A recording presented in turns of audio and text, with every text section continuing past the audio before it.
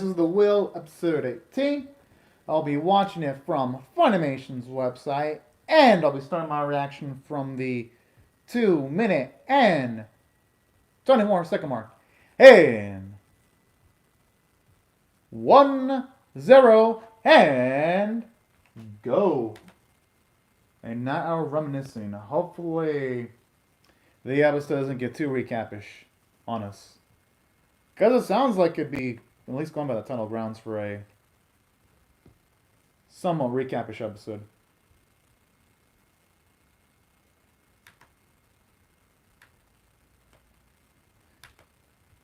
Oh, that's actually some pretty darn cool build up for the person they're about to meet. Although I wouldn't be surprised if the person they're going to meet is cranky as hell, though, because usually in animes, when characters meet up some kind of mage with like a lot of years of age that used to work alongside the hero, they're usually cranky. I could be wrong on this, though.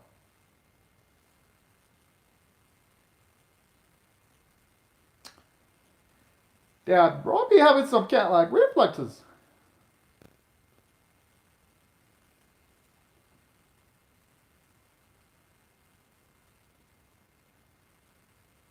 I mean, at the very least, though, it was only one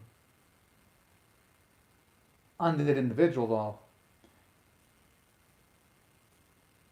All the issue becomes if there's other enemies aside from the undead, though.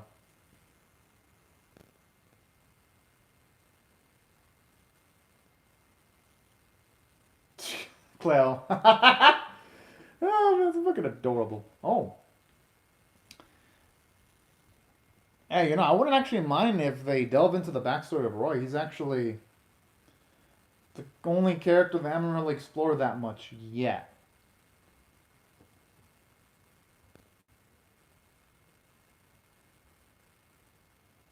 Hmm. Hopefully he shares that. Because they say sharing things about yourself does at the very least make you a little bit more comfortable.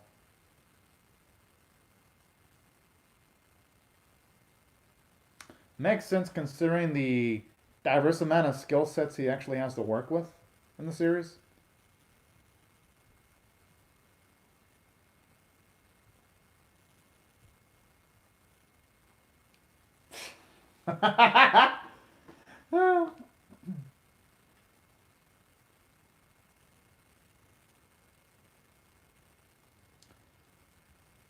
So you always have that rough personality even from the get-go. All right.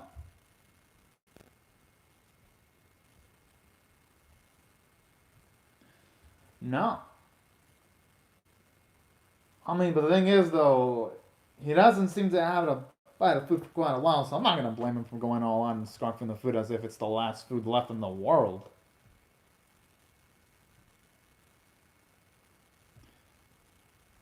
I'm pretty sure by the mean a new one, it's going to probably be someone that can do some mercenary work. And that explains why he's so charismatic, too. I mean, he'd have to be if he's their captain.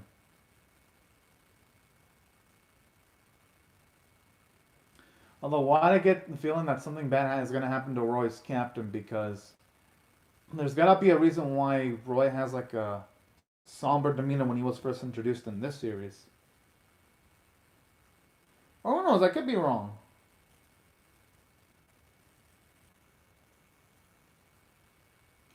My guess is he's doing things like that to build up his base strength. Because if he didn't do things like that,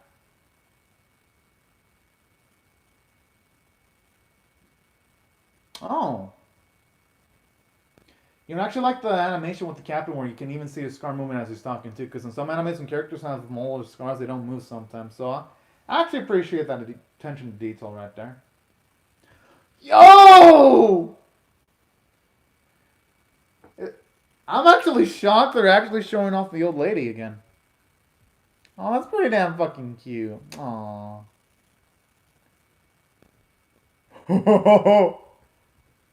He fucked up!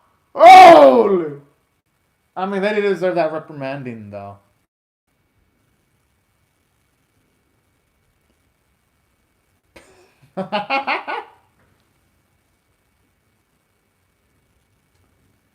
I mean, first of all, dogs can speak. humans can't. I mean, dogs can't speak. Humans can.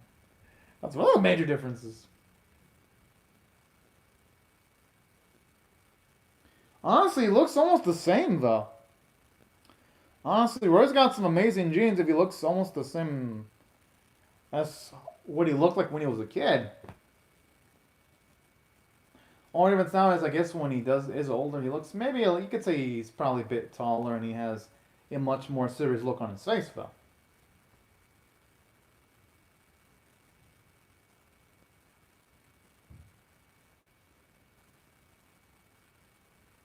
Oh, this son of a bitch! True, because the only thing you can do with people like that is just prove them wrong through your actions. That's the only way. There's really no other way of dealing with people like that. Or shutting them up. Yo, Leslie wants to murder someone. I like how at least he didn't bow, though.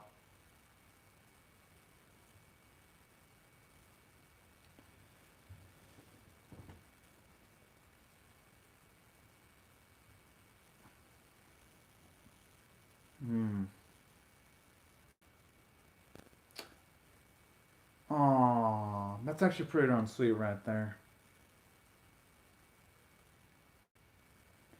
I'm assuming it's gonna imply that he's just gonna. But by taking out his role, he is a child, though. That's the thing. Yeah, he might have the physical strength of a man, but at least at that point in time. Oh.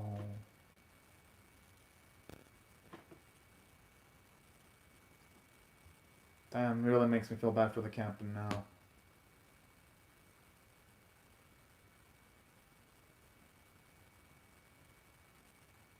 Oh.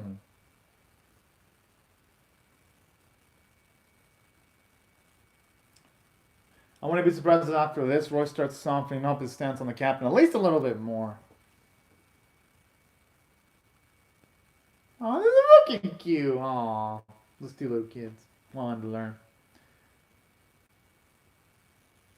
I mean, hey, why not?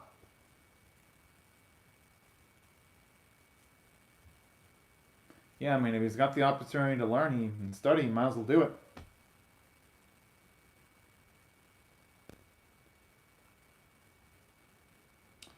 And then those people could teach other people things, you know?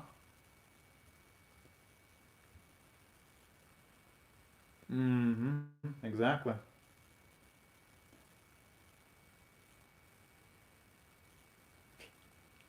Hey, that's a good mindset to have, too. Never half-ass in anything. Almost. Oh, man.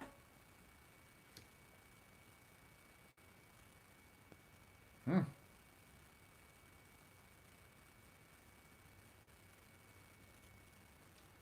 It's really rare to hear Roy talk about anything passionately and actually seem to smile, too.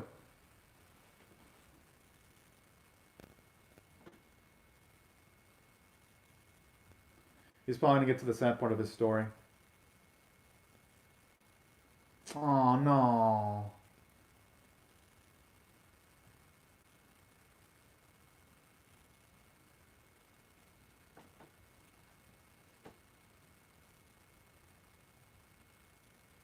Damn it! Why is it really always doing shifty shit? If it was like, shit. If he's like anyone that goes there, fucking just loses their loved ones almost instantaneously.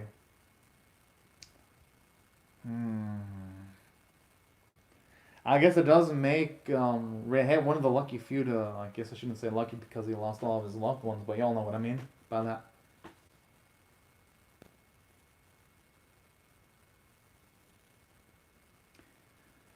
And I have a feeling it was that Malluck son of a bitch who did.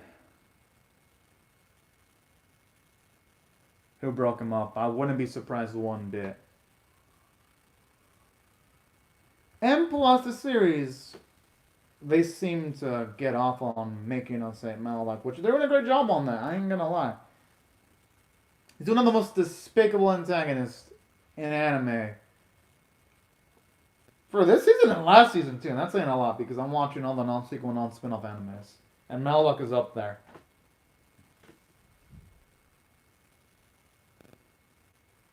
Oh no, I don't want to stay captain there. Fuck! Although he's probably going to be turned into an undead. And the captain they're going to see is not the captain they'll love anymore.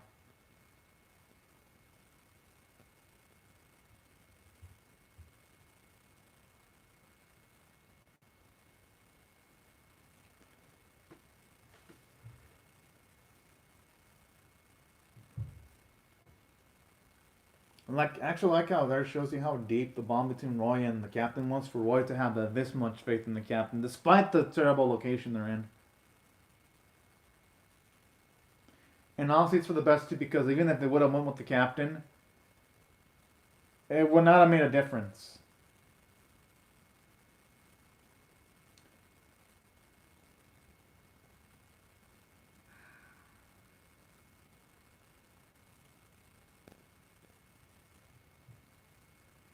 And I'm gonna assume this is gonna be a big mistake.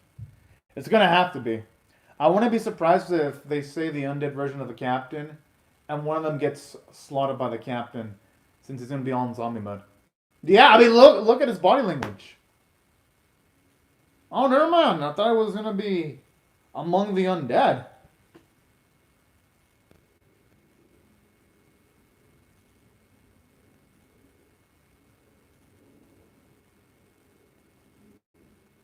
Oh man, I love him. I mean, the captain's full of charisma.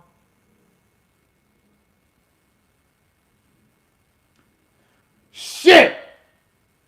Oh yeah, the same trap that Tam stepped into. Fuck. And another thing is, I ain't gonna be the captain no love anymore.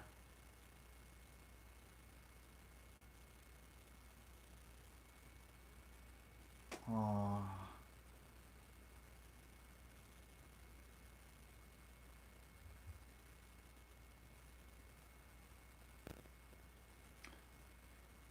And the thing is, if they would have listened, Pavian would have still been alive, and probably the others too. It would have just been the captain that would have probably died. Holy shit!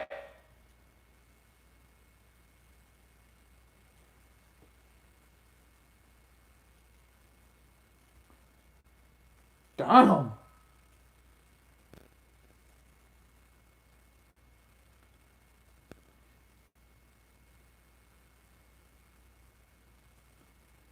Oh man. So I think things will end up from that note.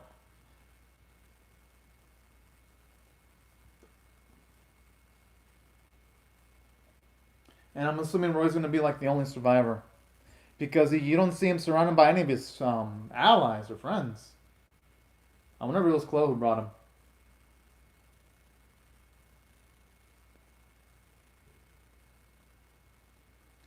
I mean, yeah, at least now we know why he's such a hard ass. I mean, who wouldn't? Especially what he went through?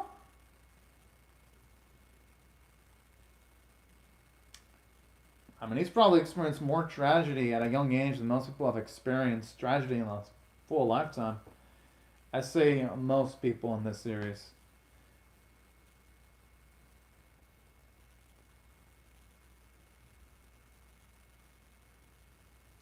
And that explains why Royce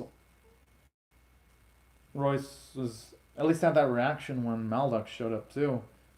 Sure, like how this episode puts almost everything into perspective at the very least.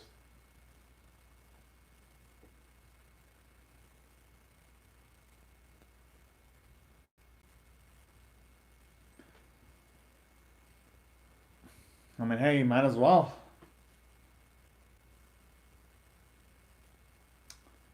Gotta admit, he's a pretty damn shrewd businessman right there.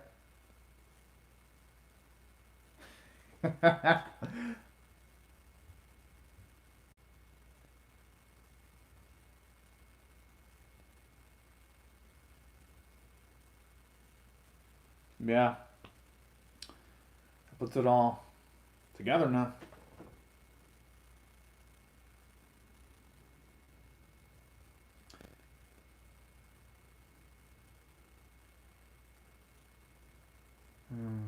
And you know, I won't blame him one day, man. Fuck Maldoc! Which I've been saying that a lot lately, but honestly, he deserves to be wrecked, that motherfucker.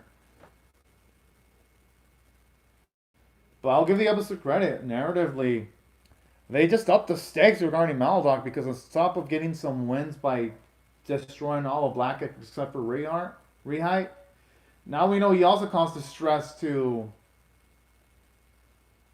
the orgs and also caused distress to Roy in the past too. Damn, like it feels like Maldoc is pissing off almost everyone in this series.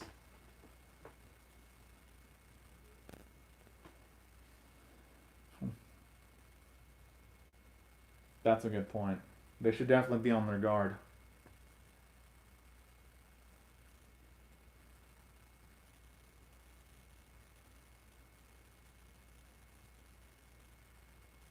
It's actually a smooth way of explaining everything instantly while at the same time not giving them any. Oh, okay. I guess they finally did give off information down in regards to Roy's past.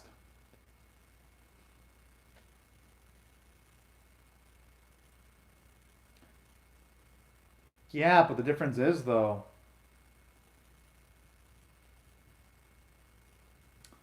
Yeah, I mean the captain was a mercenary. He ain't gonna be just. Ain't he just gonna be any kind of freaking chump that'll be taken down easily. She can just fly around. Oh, I thought for a second that Cleo was just gonna fly around and try to search for him, but hey, that works too.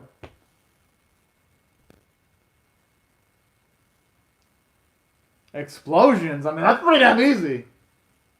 Yeah, exactly. I mean, it's fucking Cleo.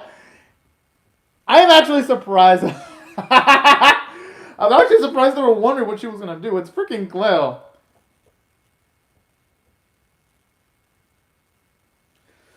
I mean, it kind of does. If it would have lured the undead, they'd be singing her praises. Well, at least Cassell and Frey would. Well, they'd probably still find some way of complaining about it.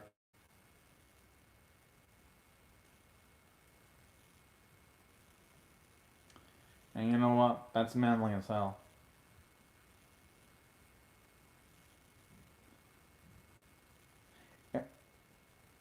And it also does put into context why he wanted Selena's father to finish off his wife. It actually puts it all into perspective now because now we see that Roy, he's willing to kill his own figurative father, and actually move on and let him rest in peace. I actually do love stuff like that in this series. It gives King's Race to the wall bigger emotional punch.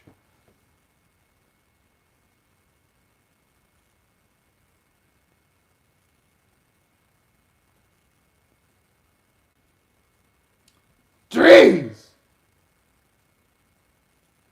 With that swing, it fucking felt like it could probably break a boulder. I actually love how Castell's sticking out for his bro like that. Making sure nothing's going to interrupt the battle between Roy and his captain.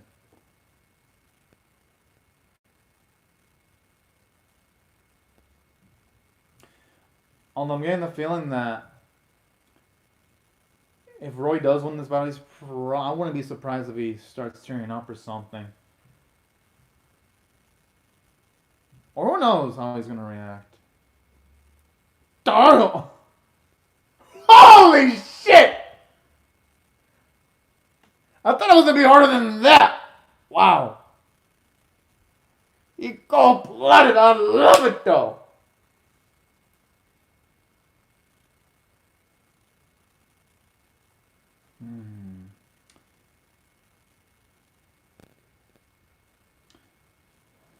No, I was kind of hoping they would show his face, but I have a feeling that Roy, he definitely felt something, though. And the reason why I say he definitely felt something is because he was silent and no one else was saying anything, so. Oh, hold on a minute, OG. So I'm going to assume that there is a chance he probably did tear up a bit, and I wouldn't blame him one bit for that. I mean, he finished off with literally his figurative father. Even though, yes, he had a lot of mental preparation, and yes, the captain isn't really fully in there in his mind anymore, it doesn't mean necessarily that he wasn't going to feel anything, because of course he was. And you know what? I actually love it. Oh, I'll see you next week for sure, Anime Doji, for Jujutsu Kaisen my episode 17 reaction. But yeah, that's something I actually really loved about this episode.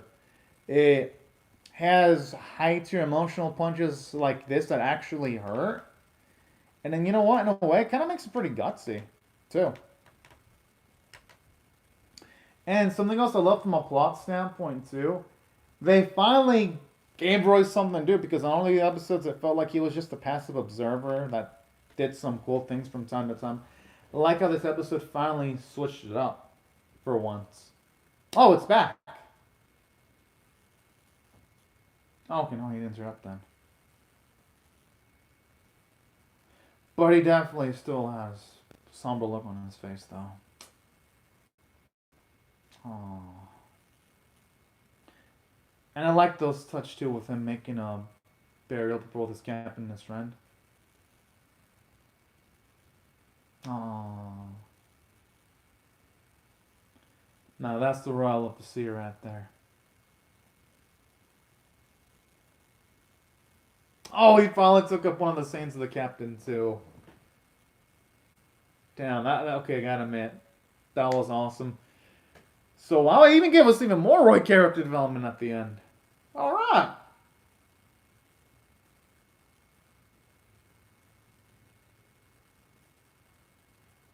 Oh no no no no! I hope Frey doesn't die. Fuck!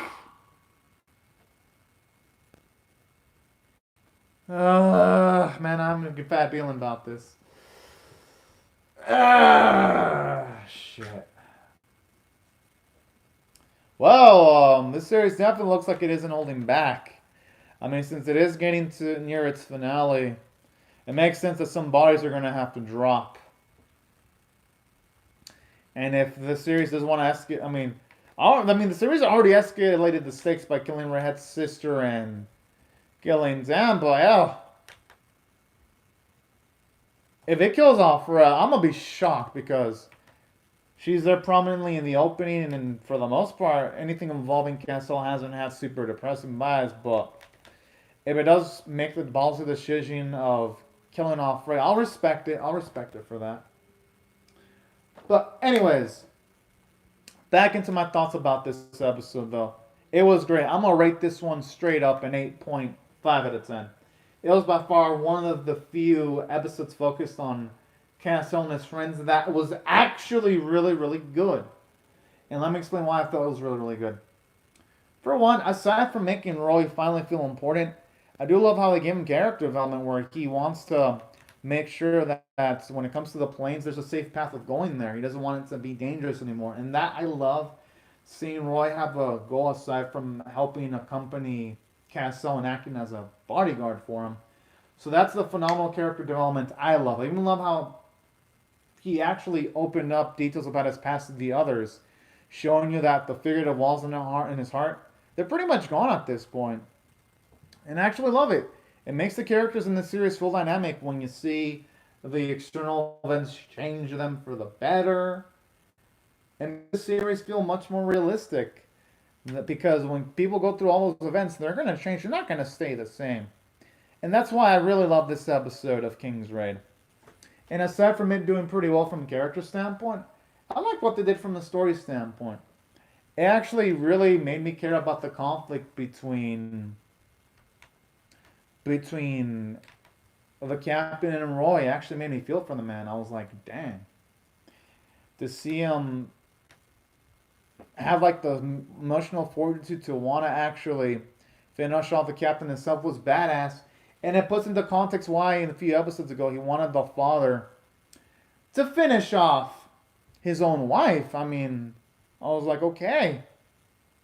At least this explains why, because Roy, that's something he would have been capable of doing. Making sure that he's the one that finishes off someone if they get possessed and they become part of the undead. So I like how this further puts into context the earlier episodes, and even like how they show off the old lady too again, or should I say the ma'am. how they show her off again. Showing you that in this series they can have episodic episodes, but at the very least they're not going to completely forget about the characters that showed up. Because in too many anime and an episodic structure, they sometimes forget about the characters that were introduced earlier and they just pretend that they don't freaking exist. I'm liking how this series isn't falling into those similar trappings, and that's why I think the writing is actually really darn good this week. So that's why I thought the script was really good. Animation, well, yeah, animation was probably not great, but you know what? The script made up for it. Yes! Obviously, the episode didn't show a lot of on-screen action, except for a few scenes, like when Roy was dodging the attacks of his captain. It looked good, and scenes like that did stand out.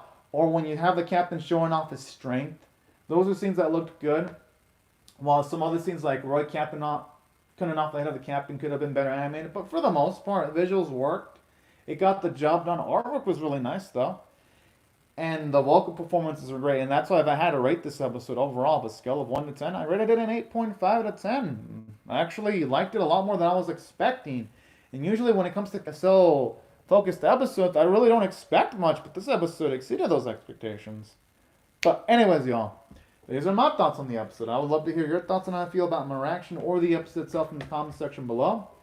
Hope y'all rate the video, share it, comment, subscribe, because I'm definitely going to be reacting to episode 19. And before I go, I'd like to say thank you to Animated Doji for commenting on the live chat, and for everyone else. Also, thank you very much for watching my video. Hope you all have a great, safe, and fantastic day, and I'll see y'all later if you come back for more. Oh, that's cool, Animated Doji. Hope you can check out the animes you want to see. But anyways, thank you so much for watching my video, and have a fantastic day, everyone. Bye-bye.